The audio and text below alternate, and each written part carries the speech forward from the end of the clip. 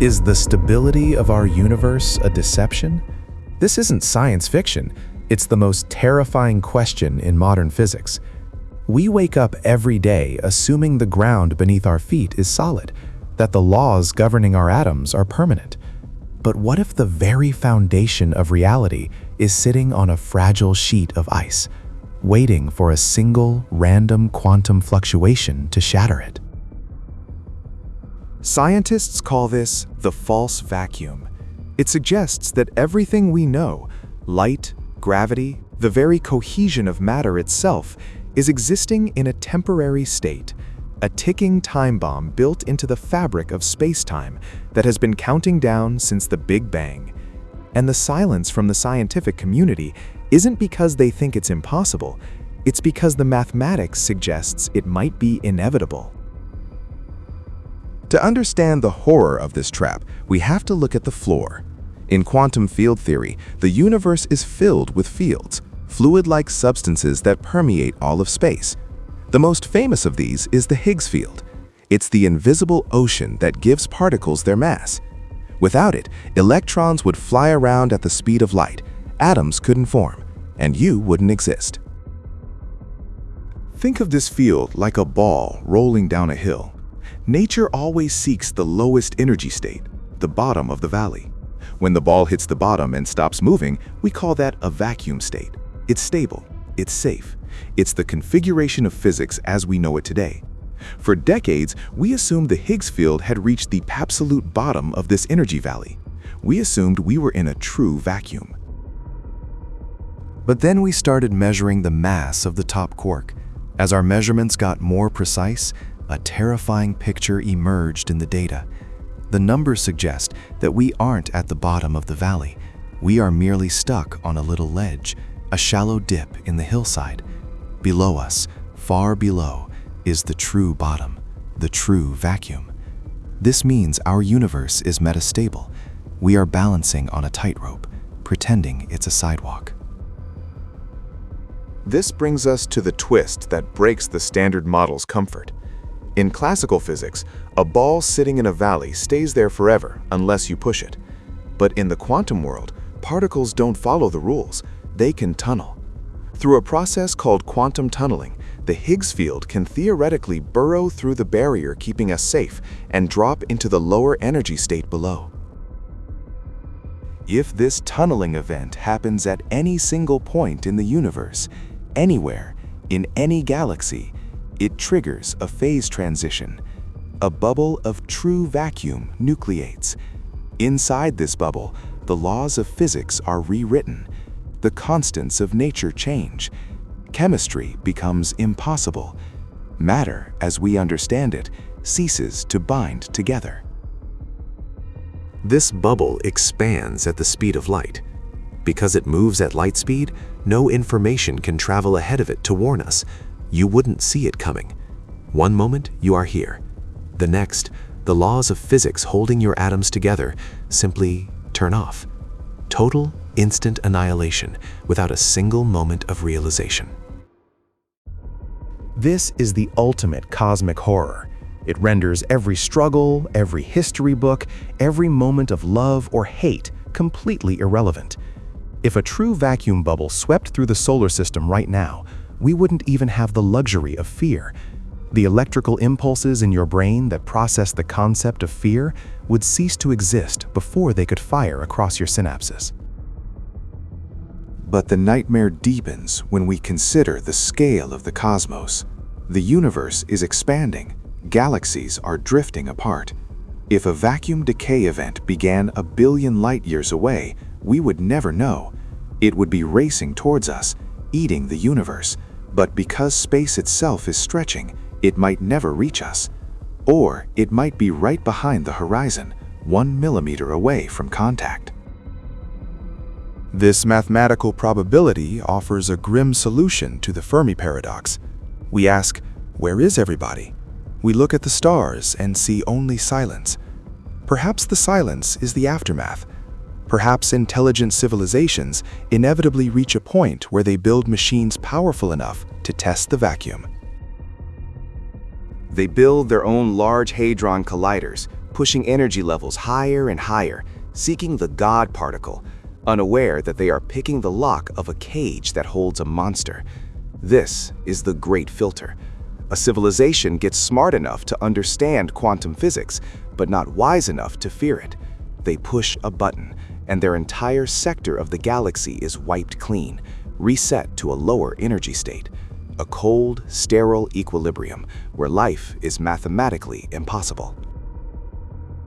And what are we doing? We are smashing protons together at 99.999% the speed of light. Physicists assure us the Large Hadron Collider is safe.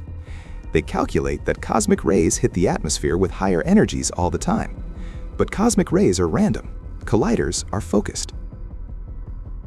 We are concentrating energy into a pinhead of space-time repeatedly, billions of times a second. Stephen Hawking himself warned about this. He suggested that the Higgs potential has the worrisome feature that it might become metastable at energies above 100 billion giga-electron volts. This could mean that the universe could undergo catastrophic vacuum decay, with a bubble of the true vacuum expanding at the speed of light. This could happen at any time, and we wouldn't see it coming. So we exist in a state of suspended execution. We are walking on a frozen lake that we know is cracking, yet we insist on stopping our feet to hear the echo. The standard model of physics, our greatest intellectual achievement, essentially tells us that our existence is a glitch, a temporary anomaly in a system that wants to return to zero. We define ourselves by our future. We plan for retirement, for the next generation, for the heat death of the universe in trillions of years. But the false vacuum theory steals that future. It says there is no guarantee of tomorrow in the laws of physics. Tomorrow is a statistical fluke. The only certainty is the lower energy state waiting below. In the end, it doesn't matter if it happens in 5 seconds or 5 trillion years. The implication is the same. The universe is not a home. It is a trap, and we are just waiting for the trigger to snap shut. But let's assume we are careful. Let's assume humanity never builds the machine that breaks the world. Let's assume we act with perfect wisdom and caution for the next 10 billion years. It doesn't save us. It only delays the execution. You see, the quantum tunneling mechanism doesn't require human intervention. It doesn't need a collider. It only needs time. In quantum mechanics, if something has a non-zero probability of happening, given enough time, it will happen. It is a mathematical certainty. The dice are being rolled in every patch of empty space, continuously, forever. Eventually, nature will roll snake eyes. In a strange, twisted way, the false vacuum might be a mercy. Consider the alternative. The standard death of the universe is the heat death. Entropy increases until all stars burn out. Black holes evaporate. The universe becomes a cold, dark, infinite graveyard where nothing happens, forever. A slow, agonizing suffocation of reality. Vacuum decay is different. It is quick. It is efficient. It wipes the slate clean. Some theoretical physicists speculate that inside that expanding bubble of true vacuum, new physics might emerge. A new universe, stable and grounded, rising from the ashes of ours. We are not the protagonists of this story. We are the kindling. This leads us to the theory of eternal inflation. It suggests that the Big Bang wasn't a unique event. Instead, our universe is just one bubble in a boiling cosmic soup. Bubbles form, expand, and collide constantly. Some are stable. Some, like ours, are metastable. They are flawed copies, failed experiments. If this theory holds, then the vacuum decay isn't a disaster, it is a correction. The multiverse is self-editing, deleting the corrupted files to save space for the viable ones. We are living inside a glitch that is waiting to be patched out. This realization strips away the last comfort of existence, legacy. We build monuments to be remembered, We write books to preserve knowledge. We launch Voyager probes into the dark, hoping someone, someday, will know we were here. But if the vacuum decays, it doesn't just destroy matter, it destroys information. The structure of space-time that holds the record of our existence is overwritten. It is the ultimate cosmic deletion. There will be no runes left to explore, no fossils to dig up. It will be as if we never existed at all. So why are we here? If the tightrope is so shaky, why haven't we fallen yet? This is the observer's bias. We are here to ask the question only because the collapse hasn't happened yet. In the universes where the vacuum collapsed early, there are no observers to mourn it. We are the survivors of a cosmic game of Russian roulette that has been playing for 13.8 billion years. But the gun is still at our temple, and with every passing second, the trigger is pulled again. Consider the terrifying geometry of this threat. We tend to think of the universe as a vast empty room where objects exist. But quantum field theory tells us the room itself is the object. The empty space is alive, vibrating with energy, and in our case, it is under immense tension. Imagine a rubber sheet stretched to its absolute breaking point, held in place by a single rusty pin. That pin is the current value of the Higgs field. Every cubic centimeter of space in front of your face, inside your lungs, and between the galaxies is holding this tension. If that pin snaps, the release of energy is incomprehensible. The wall of the expanding vacuum bubble would contain the energy of the transition. It would be a shell of infinite destruction moving at the universal speed limit. And here lies the cruelest joke of Einstein's relativity. Because the bubble moves at the speed of light, and light carries information, the news of your death arrives at the exact same instant as the death itself. You could be looking at a star that detonated into a true vacuum 1,000 years ago. That star is already gone. The space where it existed has already been rewritten into a lower energy state. But the light from that event hasn't reached you yet. You are admiring the ghost of a dead world. And somewhere in the darkness between us and that star, a wall of oblivion is rushing toward Earth, hiding perfectly behind the image of the night sky. This concept shatters the human perception of safety. We evolved to fear predators we can see, a rustle in the grass, a shadow in the cave. Biology equipped us with adrenaline to fight or flee.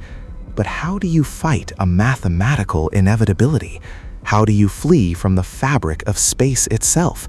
There is no bunker deep enough. There is no planet distant enough. If the vacuum decays, distance itself loses meaning because the ruler we use to measure it is being melted down. Some physicists argue that this metastability explains the hostile nature of the cosmos. Look at the violence of the universe: supernovas, gamma-ray bursts, active galactic nuclei. It is a chaotic, screaming arena of energy. Perhaps this violence is simply the universe trashing in its sleep, trying to wake up from the false vacuum. It's trying to shake off the instability. And we are just microscopic bacteria living on the skin of a beast that is about to feverishly shed its layers. Let's push the nihilism further. If the false vacuum theory is correct, it challenges the concept of accumulated knowledge. We like to believe that science is a ladder. We climb rung by rung, getting closer to the truth.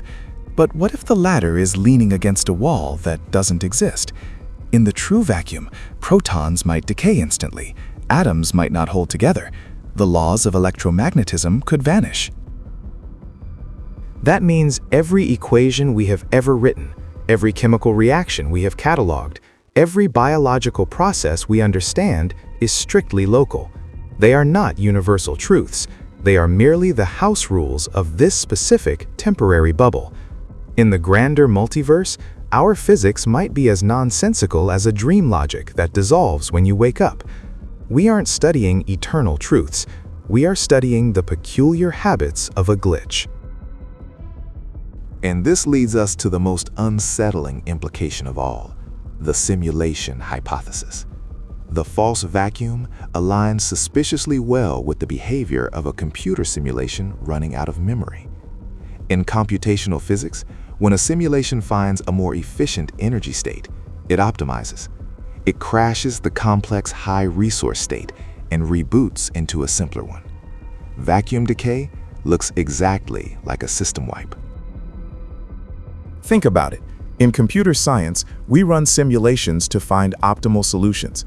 If a program gets stuck in a loop that consumes too much memory without producing results, like a universe filled with black holes and expanding nothingness, you terminate the process. You reset the parameters. Vacuum decay is indistinguishable from a hard reset. It deletes the inefficient code of our reality to make way for a version that works better. This implies that our universe isn't a masterpiece, it's a rough draft, and rough drafts are meant to be discarded. This suspicion is reinforced by a haunting coincidence in the data. When we plot the mass of the Higgs boson against the mass of the top quark, we land exactly on the knife's edge. We aren't deep in the stable zone, and we aren't deep in the unstable zone.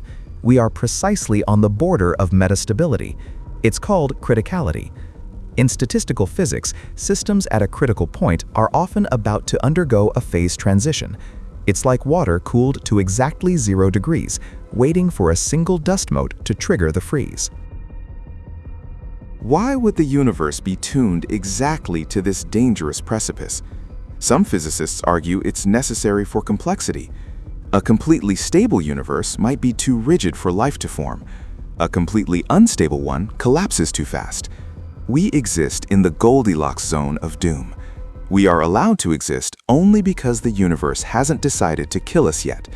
We are thriving in the brief hesitation before the executioner drops the axe. But let's strip away the anthropocentrism. The universe doesn't care about complexity or life. These are just byproducts of entropy. If the false vacuum collapses, it's not malicious. It's simply gravity and quantum mechanics balancing the books. Now, consider the bubble collisions. If we live in a multiverse of eternal inflation, our bubble of spacetime is floating in a higher dimensional bulk. Other bubbles are forming around us constantly. If our bubble collides with another bubble that has a lower vacuum energy, the wall of that collision would look identical to vacuum decay. We wouldn't just be rewritten, we would be eaten by a neighbor universe. Our physics would be overwritten by theirs. Our history dissolved into their future. This creates a profound sense of vertigo. We look at the night sky and see stability. The constellations haven't changed much in thousands of years, but this is a deception of scale. To a mayfly, a human life seems eternal. To a human, a mountain seems eternal. To a mountain, the planet seems eternal. But in the eyes of quantum field theory, the universe itself is just a fleeting spark. We are trapped in a momentary flash of organization amidst an ocean of chaos. And what happens to the matter inside the bubble? It's not just destroyed, it's transfigured. Protons are composite particles made of quarks held together by gluons. The mass of the proton comes from the energy of these interactions, governed by the current vacuum state. If the vacuum changes, the binding energy changes. Protons could suddenly become unstable. The hydrogen in the water in your body, the carbon in your DNA, it would all instantly unzip. You wouldn't die. You would cease to be biology and become pure physics. This transition is not violent in the traditional sense. It is bureaucratic. The universe is simply correcting an accounting error. The complex structures of our bodies, the proteins folding, the neurons firing, are expensive energy states. The true vacuum is an austerity measure. It simplifies everything down to a uniform, sterile bath of exotic particles that haven't existed since the first nanosecond of the Big Bang. We are essentially evicted from reality because the rent was too high. And consider the fate of the titans. What happens to black holes? These gravitational monsters are the most resilient structures in the cosmos, but even they might not be safe. If the vacuum decays, the very definition of gravity shifts.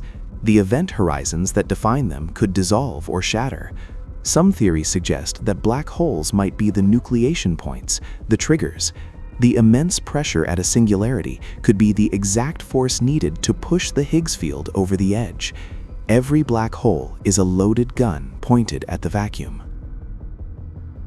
If this is true, then the universe is filled with trillions of detonators, and we are just waiting for one of them to go off. This reframes our search for knowledge. We look to black holes to understand the secrets of gravity, unaware that they might be the engines of our destruction. We are like children playing with matches in a library made of dynamite, fascinated by the pretty sparks, oblivious to the fact that the building is soaked in gasoline. Now, let's step back and look at the timeline. If the vacuum decay moves at the speed of light and the universe is expanding, there are regions of the universe that are forever disconnected from each other. A bubble could have nucleated 10 billion years ago in a galaxy far beyond our observable horizon. It has been eating its way through the cosmos ever since. It has consumed civilizations, stars, and nebulas. But because space is expanding faster than light between us and them, that wall of death is receding. We are running away from the fire, not by choice, but by the geometry of expansion. This creates a haunting picture of the multiverse. Imagine an infinite ocean of boiling water. Each bubble of steam is a pocket of true vacuum. We are living in the liquid water between the bubbles. The water is shrinking. The bubbles are growing. Eventually, the bubbles merge. The liquid boils away. Our habitable universe is just the temporary space between two expanding disasters. This leads to a psychological prison known as quantum immortality. In the many worlds interpretation of quantum mechanics, every possible outcome happens. If there is a chance, however small, that the vacuum doesn't decay in the next second, there is a branch of the wave function where we survive. Consciousness might only flow into the branches that sustain it. This means you will never experience the end. You will simply watch everyone else die, or live in a universe that gets emptier and emptier, surviving against impossible odds, trapped in a timeline that refuses to let you go. This creates a form of cosmic solipsism that is arguably worse than death. In this branch of the wave function, you might see the stars wink out one by one, galaxies vanishing into the void as the vacuum collapse consumes them. But your local patch of space remains intact, a statistically impossible island of stability. You become the loneliest observer at the end of time, watching the lights go out, unable to die, unable to explain why you were spared, drifting in a ghost ship through a graveyard of universes. The horror isn't that the ride ends. The horror is that for you, the observer, the ride might never end, forcing you to witness the decay of everything except your own consciousness. But we don't have to rely on hypothetical quantum immortality to find scars of this process. We can look at the data we have right now. In the cosmic microwave background, the afterglow of the Big Bang, there is a region known as the cold spot. It is a massive area of the sky that is significantly cooler and larger than our standard models predict. It shouldn't be there. Some theoretical physicists have proposed a chilling explanation. It is a bruise, a point of impact where our bubble universe collided with another bubble in the eternal inflation multiverse. A literal dent in the fender of our reality, proving that we are driving blind on a highway crowded with other, potentially hostile universes.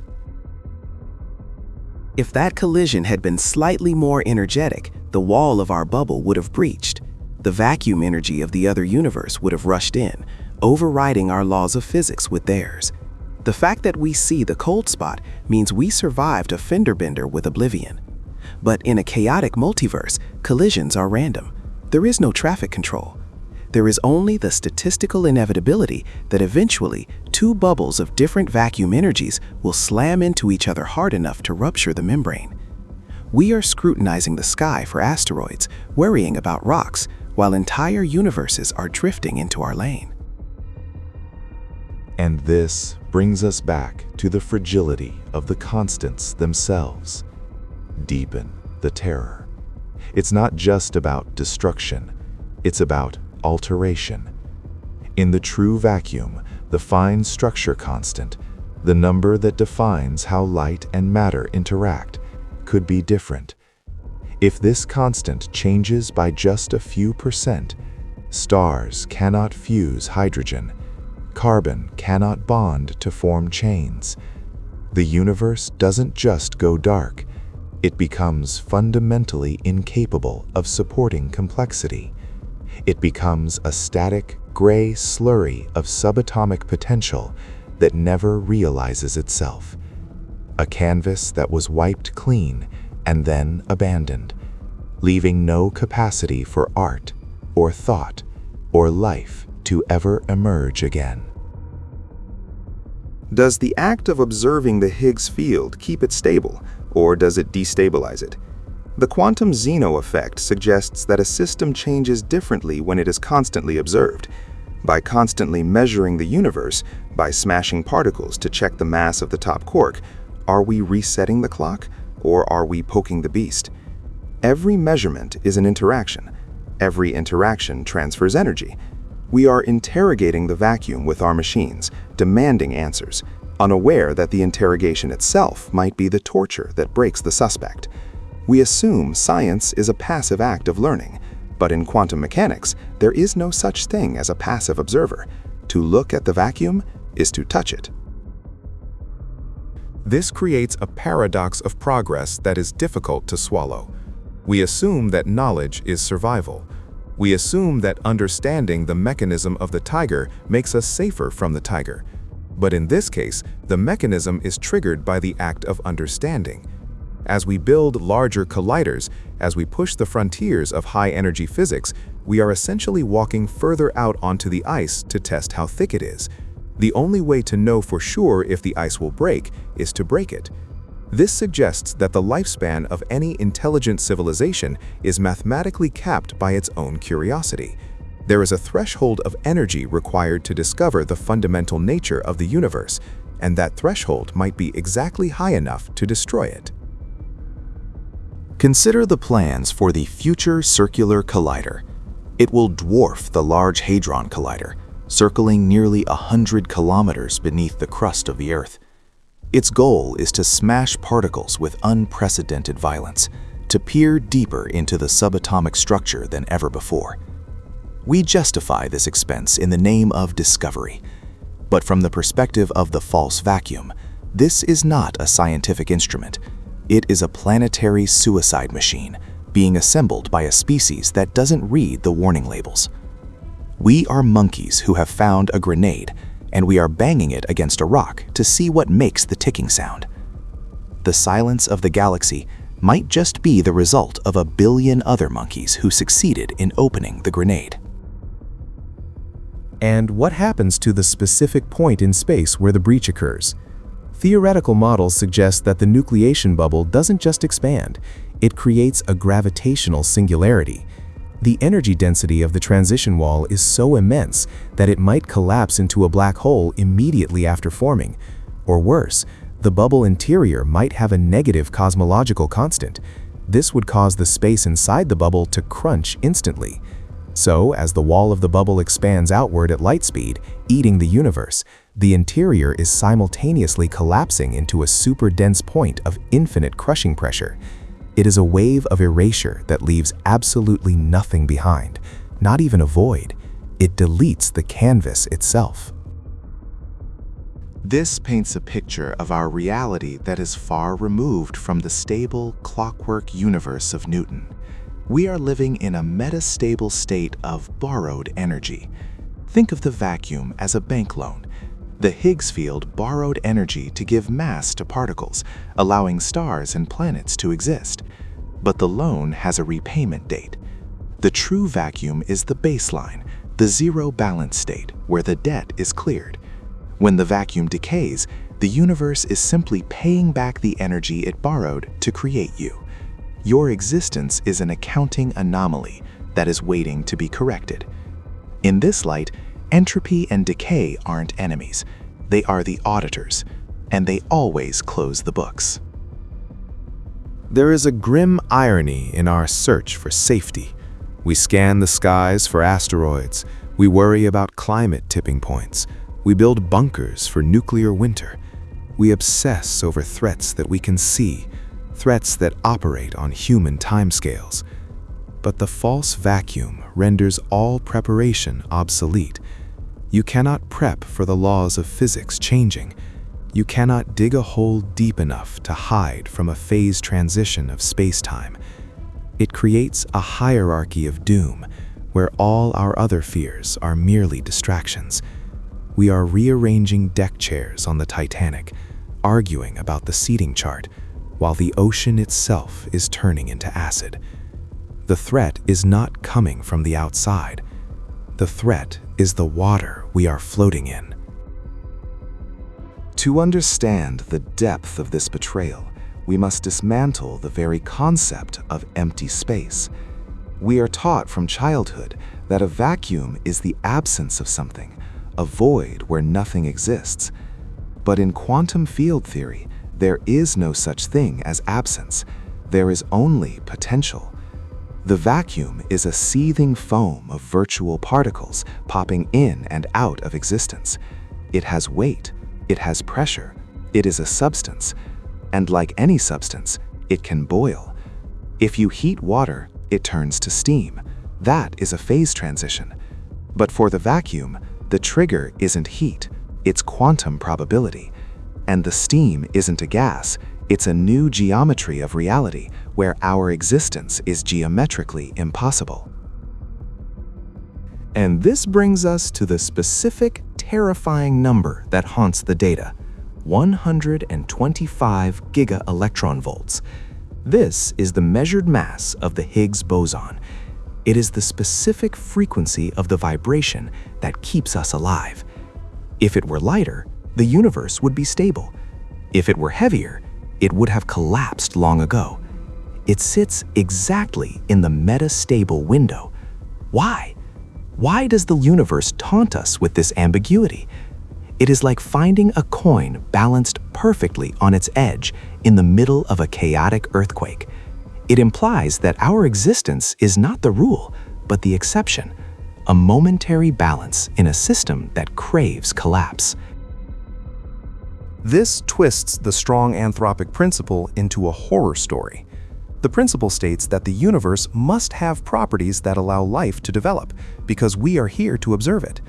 But the false vacuum theory suggests a darker corollary: survivorship bias. We are here to observe the universe only because the universe has not yet killed us. We are the survivors of a cosmic filter that has likely wiped out 99.9% of all other bubble universes. We are not special. We are just lucky. And in physics, luck is not a constant. It is a statistical anomaly that eventually corrects itself toward the mean. And the mean is death. Imagine a civilization that realizes this, a society that reaches the technological peak only to discover that the ground beneath them is fake. Do they stop building? Do they stop loving? Or do they accelerate? Do they embrace a hedonistic nihilism, consuming everything before the lights go out? Perhaps this is the true answer to the Fermi paradox. Advanced civilizations don't hide, they simply stop caring. They realize the game is rigged, so they stop playing for the long term.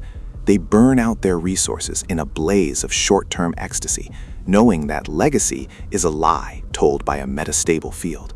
They don't colonize the galaxy because there is no point in planting a flag on a sinking ship. But there is a darker possibility. Maybe they try to escape. If this universe is a ticking time bomb, can you build a lifeboat?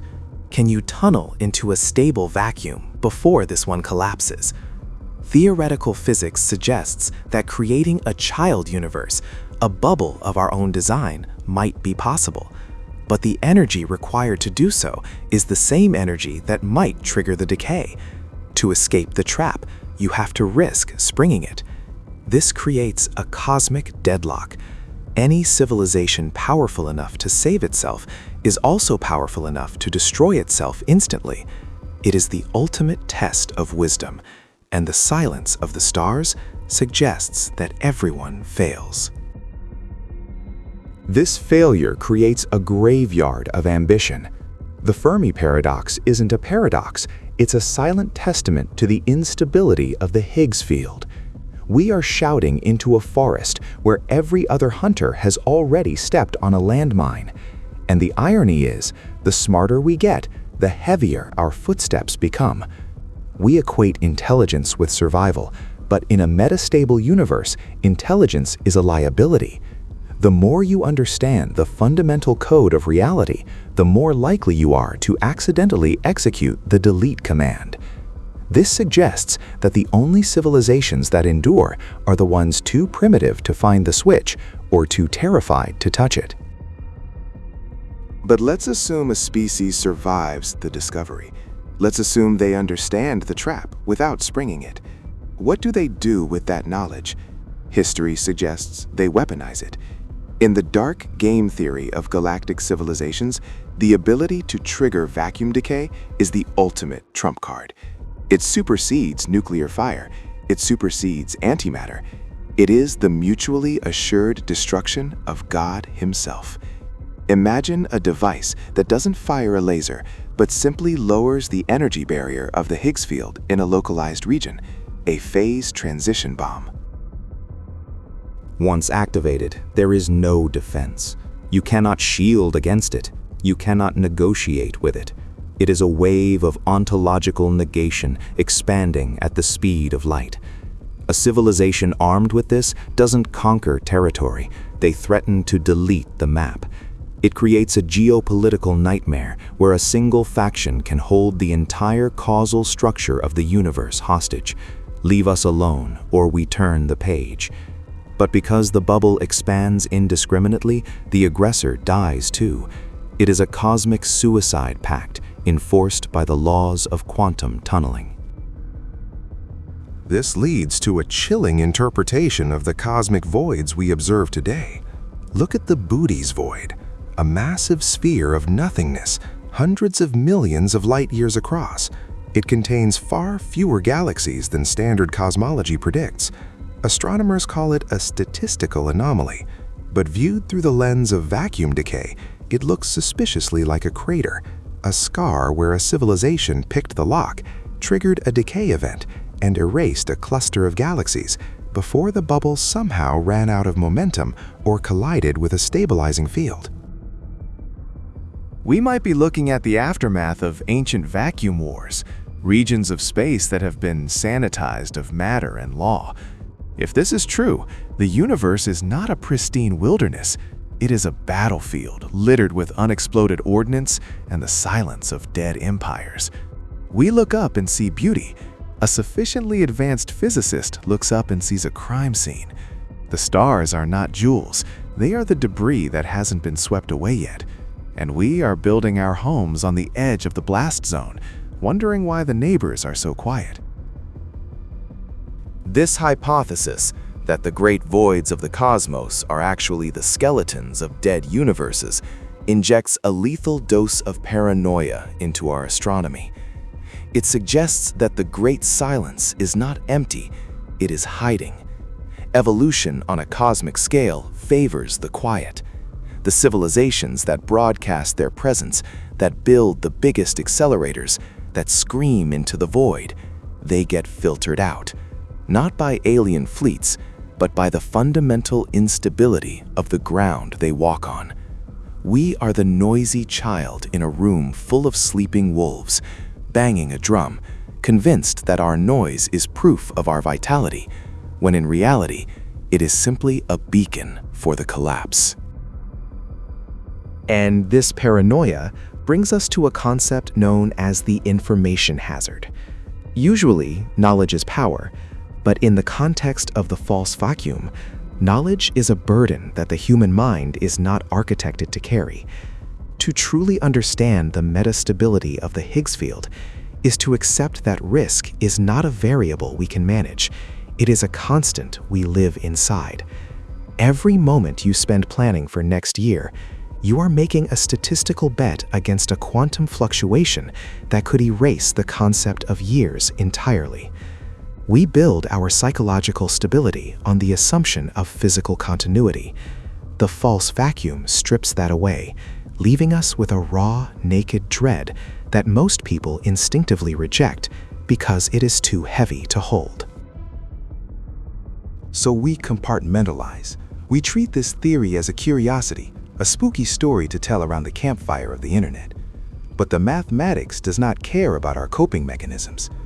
The equations governing the top quark in the Higgs boson are running their calculations in every atom of your body right now. They are checking the energy balance. They are testing the stability. The universe is constantly auditing itself. And the terrifying thing about a metastable state is that it looks exactly like a stable state, until it doesn't. A pencil balanced on its tip looks perfectly still. It looks eternal, until a breath of air knocks it over. Consider the terrifying uniformity of this threat. If an asteroid hits Earth, Mars survives. If the Sun explodes, Alpha Centauri survives. But vacuum decay is a threat to the fabric of the container itself. It connects us to the farthest reaches of the cosmos in a pact of mutual annihilation. If the fabric tears a billion light-years away and the expansion of the universe doesn't outpace it, that tear eventually comes for us. We are not isolated islands. We are all patches of the same stretched quilt. And if the thread snaps on the edge, the unraveling is bound for the center. This shatters the final illusion, the illusion of local realism. We like to think that what happens here stays here, but quantum mechanics has always hinted that the universe is non-local. Entanglement shows us that particles can communicate instantly across vast distances. The false vacuum takes this non-locality and weaponizes it. It implies that the stability of our solar system is dependent on the stability of the entire field. We are vulnerable to the mistakes of a civilization we will never meet, in a galaxy we will never see. Our fate is entangled with the curiosity of strangers in the dark. And what of the legacy we leave behind? We comfort ourselves with the idea that even if humanity dies, the universe goes on. The stars will still shine. Gravity will still dance. But the true vacuum kills the dance floor. It replaces the complex, interesting laws of standard model physics with a dull, monolithic stability. It is the ultimate victory of entropy. It is the heat death accelerated to the speed of light. It doesn't just kill the players, it burns the board game. It ensures that no future life can ever arise to wonder who we were, because the chemistry required to build a brain will no longer be possible. This is the finality that religion and philosophy fail to capture. Most eschatologies promise a renewal, or a judgment, or a transcendence. The false vacuum promises only a lower energy state, a cold, mathematical correction. It is the ultimate rejection of narrative. The universe is not a story. It is a system seeking equilibrium. And unfortunately for us, we are the equilibrium. We are the anomaly that needs to be flattened. Our complexity, our loves, our wars, our art, it is all just high-energy noise, waiting to be silenced by the vacuum's desire for zero. If the universe prefers zero, if it prefers the vacuum, then our existence becomes a statistical monstrosity. In thermodynamics, nature always chooses the most probable state, and the most probable state is high entropy, chaos, disorder, or in the case of the vacuum, absolute emptiness. A complex, ordered universe like ours, filled with galaxies, stars, and sentient minds, is incredibly expensive in terms of energy organization. It is a state of such low probability that it borders on the impossible. This leads us to the edge of madness, the Boltzmann brain paradox. If the universe is eternal and the vacuum is constantly fluctuating, it is infinitely more likely for a single, isolated brain to spontaneously fluctuate out of the void, complete with false memories of a past that never happened, than it is for an entire universe to evolve over 13 billion years. The math suggests that you are not sitting in a room reading this. You are a momentary collection of particles that just coalesced in deep space, hallucinating this entire experience. And in the next microsecond, you will dissolve back into the nothingness. This isn't just a philosophical nightmare, it's a challenge to the scientific method itself. If the vacuum is truly this volatile, we cannot trust our observations. The fossil record, the light from distant stars, the memories of your childhood, they could all be random data etched into a fleeting consciousness by a quantum hiccup. The false vacuum suggests that reality is not a timeline, but a momentary flicker. We are grasping at stability in a system that is fundamentally schizophrenic, generating worlds and destroying them in the blink of an eye. Now, let's look at the engine of our doom, dark energy. We know the universe is expanding, and that expansion is accelerating. The force driving this acceleration is believed to be the energy of the vacuum itself. The very tension in the Higgs field that threatens to snap is also the force pushing the galaxies apart. We are riding the explosion. But if the vacuum decays, the nature of dark energy changes instantly. The repulsive force that keeps the universe from collapsing could switch signs. It could become attractive. This triggers the Big Crunch scenario, but at a quantum speed. Instead of a slow drift into cold isolation, the vacuum decay could trigger a rapid contraction of spacetime inside the bubble. The bubble wall eats the universe, and the space behind the wall collapses into a singularity. It is a dual threat mechanism, annihilation from the front and crushing oblivion from behind. The universe isn't just dying, it is actively trying to erase the evidence that it ever existed.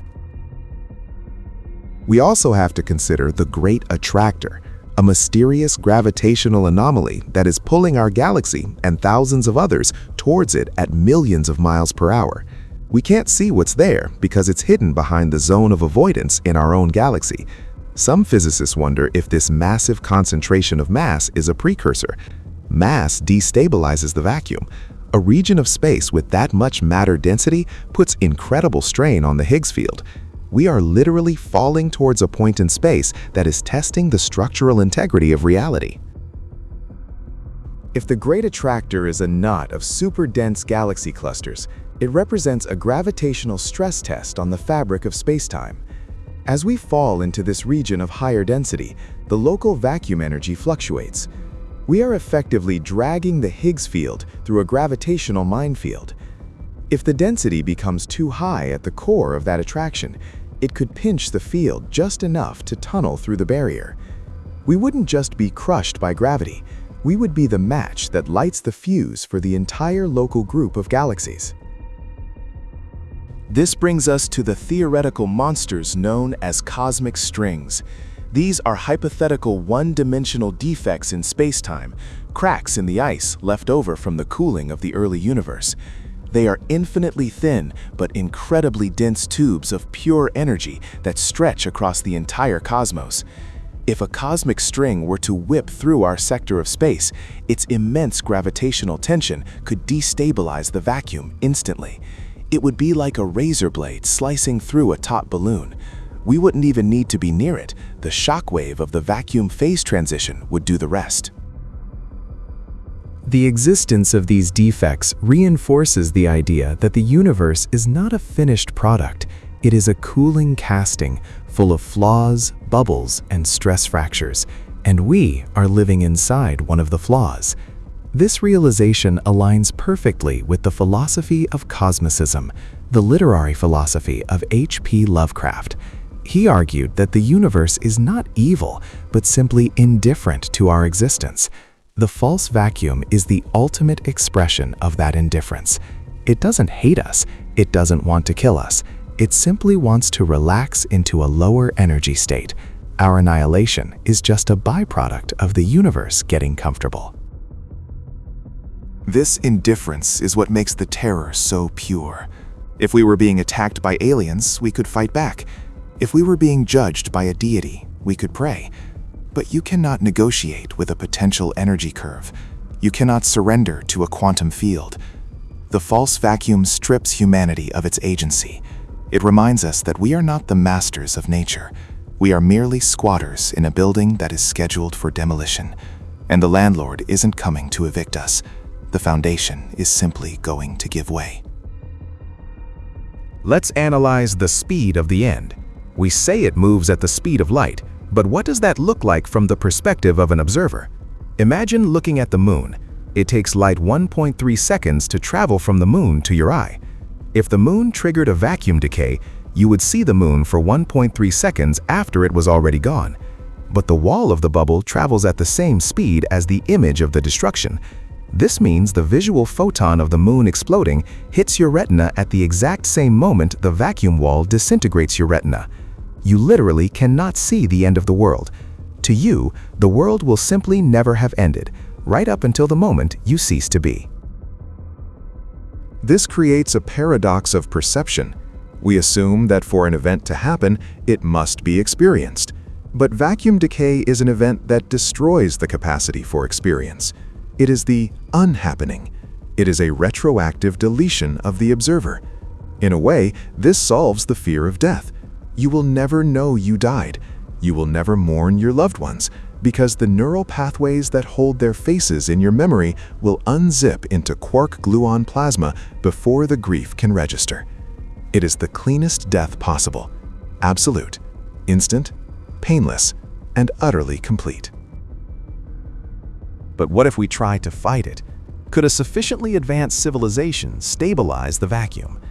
This is the concept of vacuum engineering. Theoretically, if you could dump enough energy into the Higgs field, you could push the universe up the hill, out of the metastable valley, and secure it. Or you could artificially create a barrier.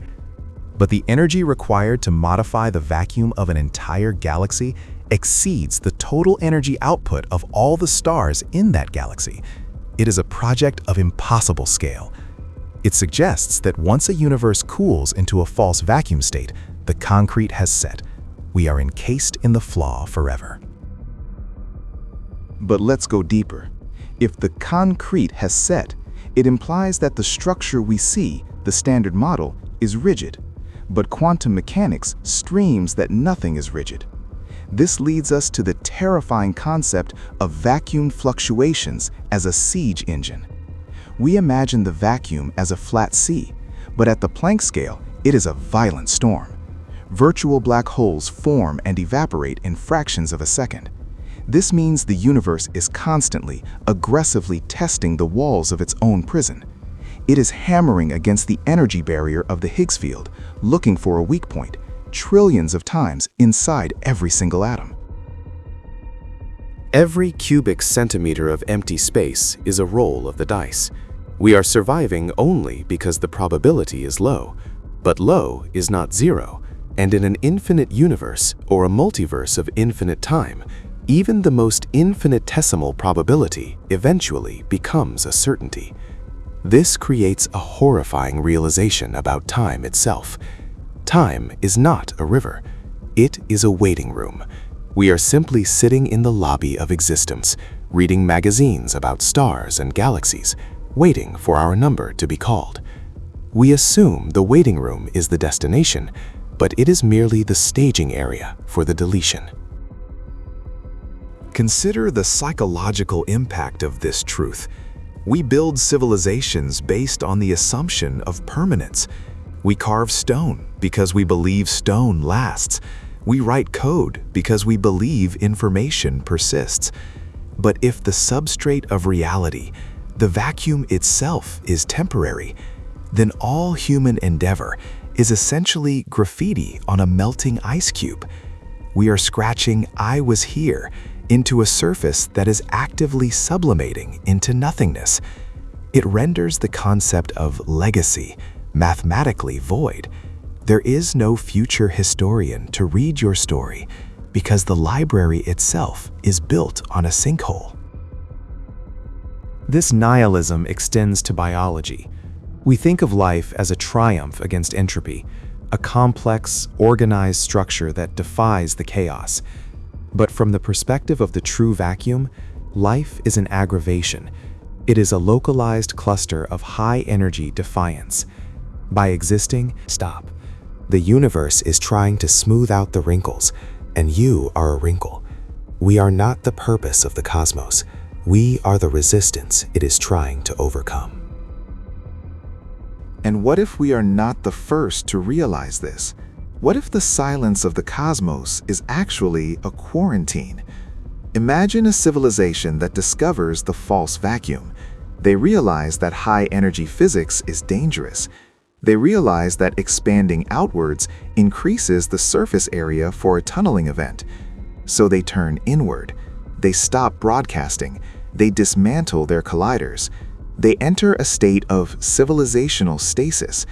They become the quiet ones, hiding in the dark, terrified of making a sound that might wake the sleeping dragon of the Higgs Field. This converts the Fermi paradox from a mystery into a cautionary tale. We are the reckless teenagers of the galaxy, shouting into the radio and playing with gunpowder, while the ancient civilizations are huddling in their basements, praying we don't blow the whole neighborhood up. The reason we haven't met aliens is not because they aren't there. It's because they are smart enough to know that in a metastable universe, the only winning move is not to play. They understand that silence is survival. But there is an even darker layer. What if the trigger has already been pulled? There is a theory called vacuum decay at a distance. If a bubble nucleated 1 billion years ago, the information of its existence is traveling at the speed of light. But because the bubble wall destruction, the warning arrives at the exact same moment as the death. This means we could be looking at a galaxy right now, admiring its spiral arms, not realizing that it was destroyed eons ago. We are observing a ghost. The light we see is the last testament of a corpse that has already been cremated by the true vacuum. This creates a profound disconnection between perception and reality. We trust our eyes, we trust our telescopes, but the false vacuum tells us that the sky is a lie. The stars are not promises of future destinations, they are memories of past survivors. And the darkness between them is not empty, it is the encroaching eraser. We are sailing a ship through a fog, assuming the ocean goes on forever, unaware that the edge of the world is rushing toward us, hidden perfectly behind the horizon. Let's confront the ultimate horror, the Big Snap. Unlike the Big Bang, which was creative, or the Big Crunch, which is destructive but symmetrical, the vacuum decay is a phase change. It's like water turning to ice. When water freezes, it expands, it breaks the pipes. If space-time undergoes a phase change, the geometry of the universe could crystallize. We wouldn't just be destroyed, we would be frozen into a static, timeless lattice where nothing can ever move or change again. An eternal, frozen scream, trapped in the amber of a new, dead physics. This sounds like science fiction, but the math of the Standard Model points directly to it. The mass of the top quark is the witness. The mass of the Higgs boson is the judge, and the verdict seems to be that our universe is a crime scene waiting to happen. We are living on borrowed time, using borrowed energy inside a borrowed vacuum, and the lender is coming to foreclose. The numbers don't lie, they just wait. This waiting game fundamentally changes the definition of hope. In a standard universe, hope is the belief that tomorrow can be better than today. In a metastable universe, hope is simply the statistical prayer that there is a tomorrow. We are playing a cosmic game of Russian roulette, where the gun has 1 trillion chambers, and we pull the trigger every planck second. We celebrate surviving the pull, trusting the silence, not realizing that the game never ends. There is no winning, there is only not losing yet. We are banking our entire species' future on a streak of luck that has no reason to continue. And this brings us to the irony of our ambition. We dream of conquering the stars. We dream of warp drives and faster-than-light travel. We fantasize about the Alcubierre drive, a theoretical engine that contracts space-time in front of a ship and expands it behind. But think about what that means. To contract space-time, you have to squeeze the quantum vacuum. You have to apply massive energy densities to the Higgs field. We are talking about building machines specifically designed to torture the very field that is already on the brink of collapse. If the false vacuum theory is true, then a warp drive isn't a spaceship engine, it is a detonator. The moment we turn the key to leave our solar system, we might be applying the exact pressure needed to push the Higgs potential over the ledge. The first species to invent interstellar travel might also be the species that deletes the galaxy. This would explain why we never see galactic empires. The barrier to entry isn't distance. The barrier is that the door is rigged to explode if you try to open it too quickly. We are trapped in a cradle that will kill us if we try to climb out. Let's zoom out, far out, past the observable universe, into the theoretical realm of chaotic inflation. This model suggests the multiverse is a pot of boiling water. The bubbles are individual universes. Some are stable, ours is not. We are a bubble that hasn't popped yet. But look at the foam. Bubbles pop. It is their nature. It is the mechanism of the bulk. To mourn the popping of a bubble is to misunderstand the physics of the kitchen. We are not a tragedy. We are chemistry. We are a temporary arrangement of steam waiting to rejoin the liquid. This perspective shifts the horror from death to erasure. There is a profound difference. Death implies a timeline where you once existed and then ceased to be. Erasure implies that the timeline itself is melted down. If the vacuum resets, Plato never existed. The Library of Alexandria didn't burn. It never had the chance to be built. The moon landing wasn't faked. It was annulled. It's not just that no one remembers these things. It's that the causal chain that led to them is severed. The hard drive isn't just wiped. It is incinerated. We are fighting for a legacy in a burning library, writing our names in a book that is being actively thrown into the fire. This specific kind of nihilism, physical nihilism, is heavier than any philosophy written by human hands. Nietzsche spoke of staring into the abyss, but he was speaking metaphorically. Physics tells us the abyss is the ground state. It is the only thing that is truly real.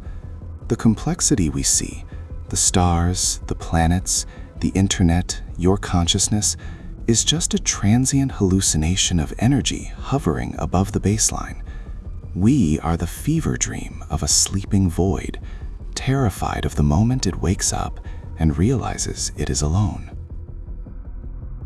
This realization changes the flavor of our anxiety.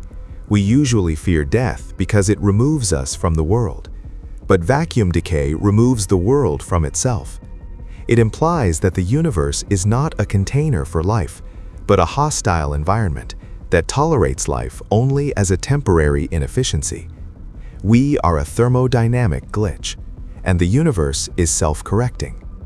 The tension in the Higgs field is the immune system of the cosmos, and we are the fever it is trying to break. So, what is the rational response to the false vacuum? If the science is accurate and the sword of Damocles is hanging by a thread made of quantum probability, how should we live? Some argue for hedonism. If the future is a lie, devour the present. Others argue for paralysis. But there is a third option, a defiance born of absurdity. We build the sandcastle knowing the tide is coming. The value isn't in the permanence of the castle. The value is in the act of building it against the inevitability of the wave. Perhaps this is the ultimate test of sentience. Can you stare at the mathematical proof of your own irrelevance and still refuse to blink? The false vacuum doesn't strip life of meaning, it strips meaning of duration. It forces us to find value in the instantaneous now, because later is a luxury the standard model doesn't promise. We are dancing on the edge of a razor, and the miracle isn't that we might fall. The miracle is that we are dancing at all, despite the trembling of the ground. But the haunting question remains, is the trigger already pulled? There are theories suggesting that the Big Bang itself was a vacuum decay event from a previously higher energy state. We might be living in the wreckage of a previous universe's apocalypse. We are the mold growing on the debris of a fallen empire, and in time, we will be the debris for the next cycle. It is an endless chain of bubbles popping, a symphony of destruction that no one hears because the listeners are erased between the notes. If you look closely at the equations, you begin to suspect that the silence of the void is not empty, it is heavy. It is the silence of a held breath. The universe is waiting. The Higgs Field is trembling with the effort of holding up the roof of reality, and we are the children playing underneath, oblivious to the groaning of the beams. We map the stars, we name the galaxies, we claim the cosmos as our inheritance, never realizing that the lease expired billions of years ago. As we close the book on the false vacuum, remember this sensation, that slight vertigo you feel. That is your biological imperative struggling against your cosmological reality. You are a survival machine, built for a stable world, waking up to find yourself in a metastable trap. Do not look at the night sky and see peace. Look at it and see the tension. See the frozen explosion waiting to resume. The universe is holding its breath. The coin is balancing on its edge. The dice are tumbling in the dark. And one day, whether it is tomorrow or in 10 trillion years, the physics will settle, the breath will be released, and the trap will snap shut. When that trap snaps, it won't be with a bang, but with a sudden, absolute silence. This knowledge is a heavy burden. It turns every sunrise into a temporary reprieve and every sunset into a survival milestone. But it also offers a strange, cold clarity. If the future is not guaranteed, not just for you, but for the laws of physics themselves, then the present moment becomes infinitely dense with value. We are the universe experiencing itself before the lights go out. We are the brief, defiant flash of consciousness in a cosmos that is structurally designed to sleep. So, do not fear the vacuum. Respect it. It is the silence from which we came, and the silence to which we must inevitably return. We are merely the noise in between. If you wish to continue exploring the terrifying architecture of our reality, if you want to peel back the skin of the cosmos to see the gears grinding underneath, then remain with us. Subscribe, not for hope, but for the truth. Because if the vacuum is coming, we might as well watch it arrive with our eyes open. Until next time, assuming there is a next time.